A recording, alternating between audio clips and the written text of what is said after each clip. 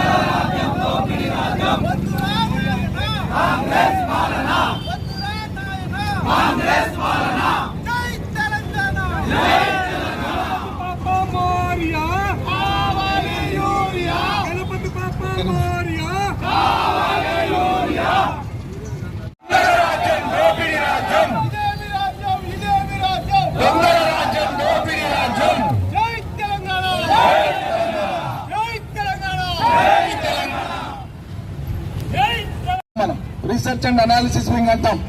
ప్రపంచవ్యాప్తంగా పనిచేస్తుంది, ప్రపంచ దేశాలలో పనిచేస్తుంది. దానికి అధిపతిగా పనిచేసింది ఆయన. అంత గొప్పోడు ఆయన. ఈ రాష్ట్రానికి గవర్నర్ ఉన్నాడు. ఆ ప్రాజెక్టు చూసి ఆయన చెప్పినాడు, ఇటువంటి ప్రాజెక్టు భూగోళంలో ఇంకెవడు కట్టలేడు కేసీఆర్ తప్ప ఇంకెవరికి చేత కాదని చెప్పి. అంత గొప్ప ప్రాజెక్ట్ అని చెప్పి ఆ ప్రాజెక్టు ఫలితాలను ఇచ్చింది. అద్భుతంగా ఉంది.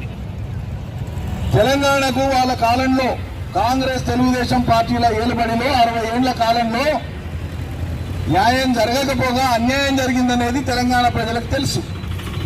ఆ అన్యాయాన్ని సవరించేటువంటి ప్రయత్నమే ఈ భారీ ప్రాజెక్టులు కట్టడం ద్వారా కేసీఆర్ చేసిండు అనేది వాళ్ళకి అర్థమైంది. కాబట్టి ఆ గొప్పతనం కేసీఆర్కు ఉండే పారిశ్రామిక రంగంలో కానీ 9.5 లక్షల మందికి ఐటీలో కానీ ఉపాధులు కల్పించిన కేసీఆర్ తప్పండి మీకు.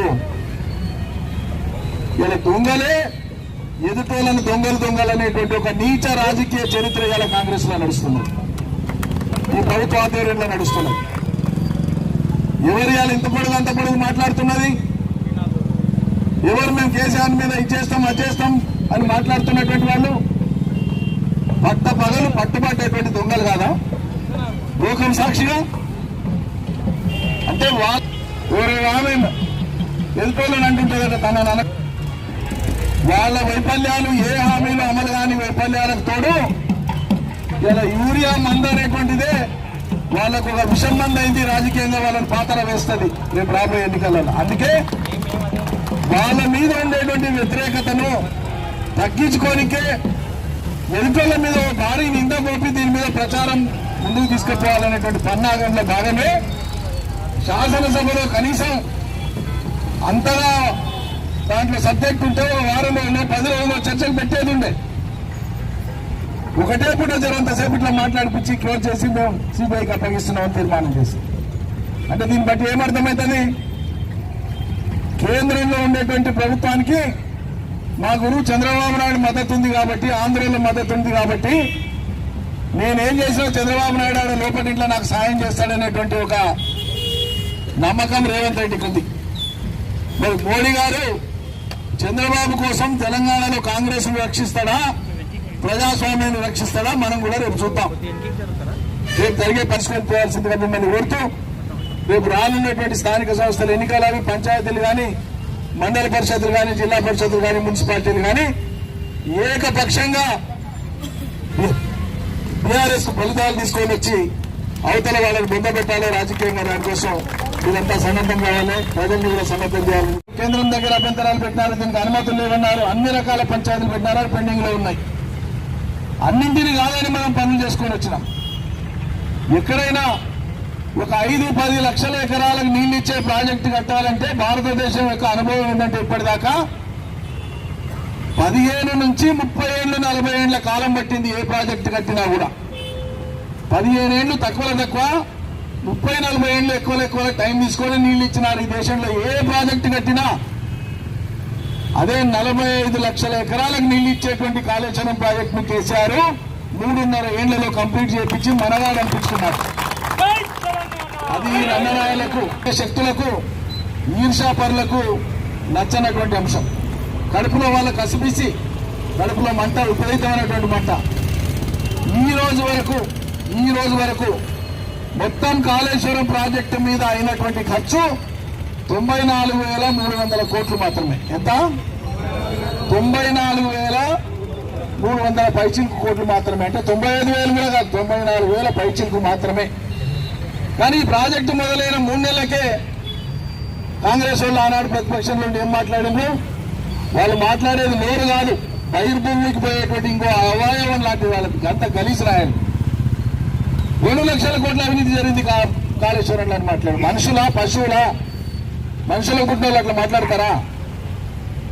1,00,000 కోట్లు కూడా ఖర్చు కాని ప్రాజెక్టు మీద 2 లక్షల కోట్ల అవినీతి జరిగిందని మాట్లాడేటువంటి వాళ్ళు మానవులే అవుతారా? మనుషులే అవుతారా? కడుపుకు అన్నం తినే వాళ్ళే అవుతారా? ఇగో అట్లా ప్రాజెక్టు మొదలైనప్పటి నుంచి ఆ రకమైనటువంటి గుడ్డి వ్యతిరేకత, ద్వేషాన్ని, దుష్ప్రచారాన్ని ప్రజల మీద ప్రచారం చేసుకుంటుంది. దీని నుంచి నీళ్ళే రాలేదన్నారు. రైతుల ముందు అలా అడిగితే అదే మాట అంటే దౌడలు కట్టి సంపాదిస్తారు, దౌడ పండ్లన్నీ రాలిపోతాయి. రైతులే చూపిస్తారు నీళ్ళు వచ్చినాయా రాలేదా. ఇది యథార్థం. ఇప్పుడేంది, ప్రాజెక్ట్ కంప్లీట్ అయింది, నీళ్ళు వచ్చినాయి, చరిత్రలో నిలిచిపోతుంది.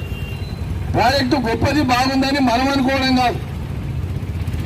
ప్రాజెక్టులకు అనుమతులు ఇచ్చి నీటి కేటాయింపులు ఇచ్చేటువంటి కేంద్ర జల సంఘం, అది ఎవరి చేతిలో ఉండదు, కేంద్ర ప్రభుత్వం చేతిలో. అత్యద్భుతమైన ప్రాజెక్టు అన్నారు కేంద్ర జల సంఘం. ఈ రాష్ట్రానికి గవర్నర్ గా పనిచేసిపోయినటువంటి పెద్ద మనిషి నరసింహన్ గారు, ఐపీఎస్ ఆఫీసర్, రిటైర్డ్. భారతదేశంలోనే అత్యంత పేరు ప్రతిష్టలు, తెలివితేటలున్న ఐపీఎస్ ఆఫీసర్ గా పేరు ఆయనకు, నరసింహన్ గారికి. ప్రభుత్వం ఆనాడు ఏం చెప్తుందంటే, అప్పుడు కాంగ్రెసే ఉండే మహారాష్ట్రలో, ఇక్కడ కాంగ్రెసే ఉండే, కేంద్రంలో కాంగ్రెసే ఉండే. 2 రాష్ట్రాలు, కేంద్రం మహారాష్ట్రలో ఉండే. ఈ ప్రాణహిత చేవల్ల గోదావరి మీద నిజంగానే వాళ్ళు కట్టే ఉద్దేశం ఉంటే మరి ఆనాడు అనుమతులు ఎందుకు తీసుకోలే? 7 ఏళ్లు పట్టింది, ఒక్క అనుమతి కూడా తీసుకోకపోగా మహారాష్ట్ర ప్రభుత్వమే లేఖ రాసింది.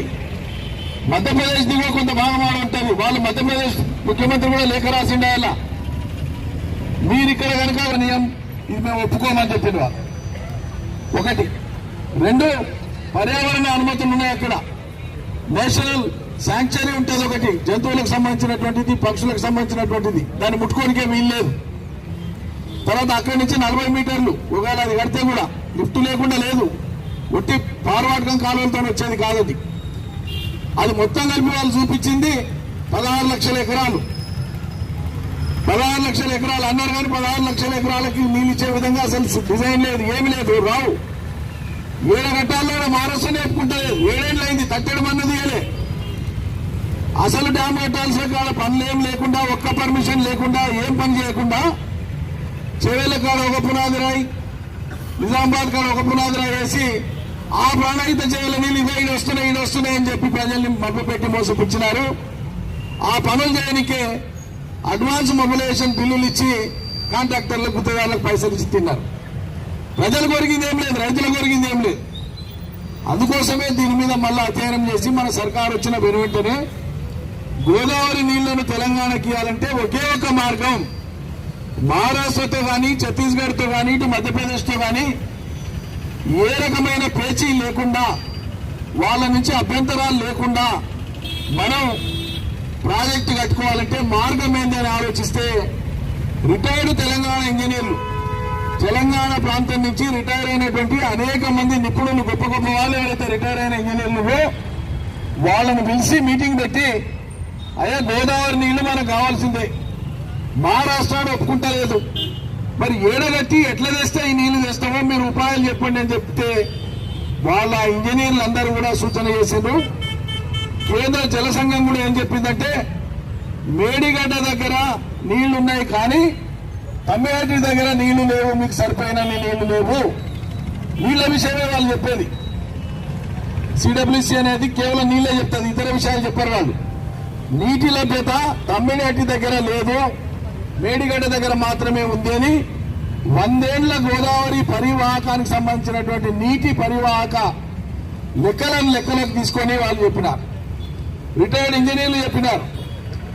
దీన్ని దృష్టిలో పెట్టుకొని తమ్మిడిగట్టి దగ్గర కాకుండా మేడిగడ్డ దగ్గర కట్టి, మేడిగడ్డ కానుంచి పైకి ఇంకొకటి అన్నారం కట్టి, సుందిళ్ళ కట్టి, మేడిగడ్డ సుందిళ్ళ అన్నారం 3 గోదావరి నది మీద 110 కిలోమీటర్ల పొడవులో నీళ్లు సంవత్సరం పొడవున ఆగేటట్లు 3 బ్యారేజ్లు కట్టి, ఒక బ్యారేజ్ నుంచి ఇంకో బ్యారేజ్కి నీళ్ళు వచ్చి అవన్నీ మళ్ళా మధ్యలో అంతకుముందు ప్రాణహిత చేవేలలో చూపించినటువంటి విధంగానే మిడ్మానేర్కి వస్తాయి, ఎల్లంపల్లికి వస్తాయి, మిడ్మానేర్కి వస్తాయి, అక్కడి నుంచి తెలంగాణ వ్యాప్తంగా ఉత్తర తెలంగాణ అంత వస్తాయి, హైదరాబాద్ దాకా వస్తాయి నీళ్లు. ఇది స్కీమ్.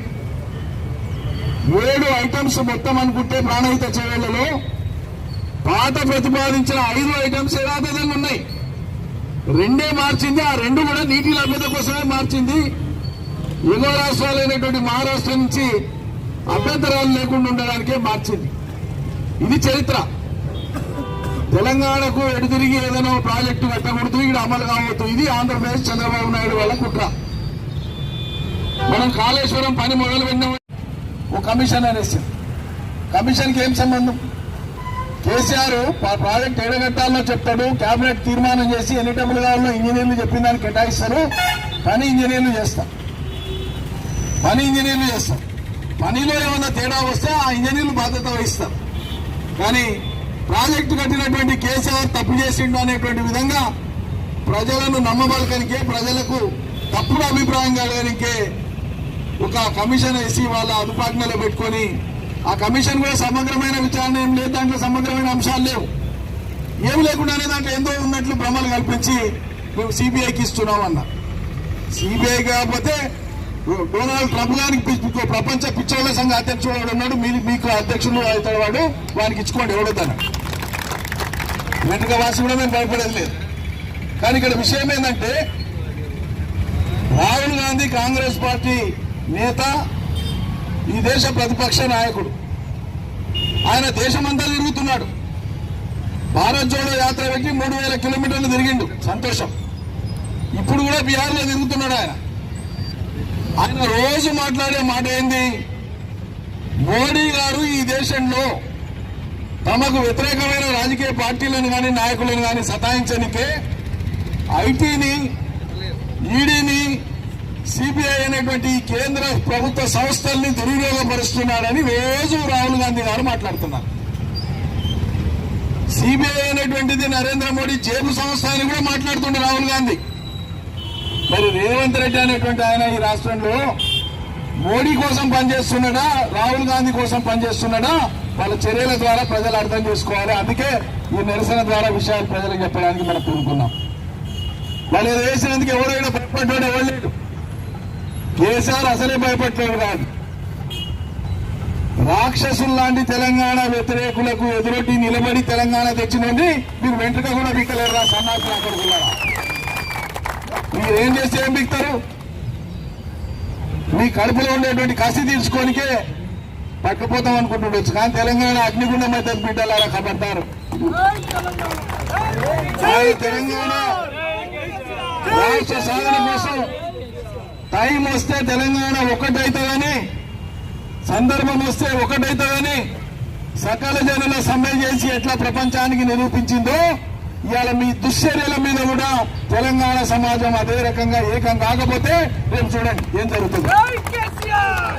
కేవలం 10 ఏళ్ల కాలంలో తెలంగాణను అన్ని రంగాలలో అగ్రభాగాన నిలబెట్టిన కేసీఆర్ తప్పైనోడైందా? ఈ దేశంలో పంజాబ్ ఎక్కువ వరి పండించే రాష్ట్రం కలిపి 2022లో 3 కోట్లు ఇచ్చినటువంటి కేసీఆర్ తప్పైందా?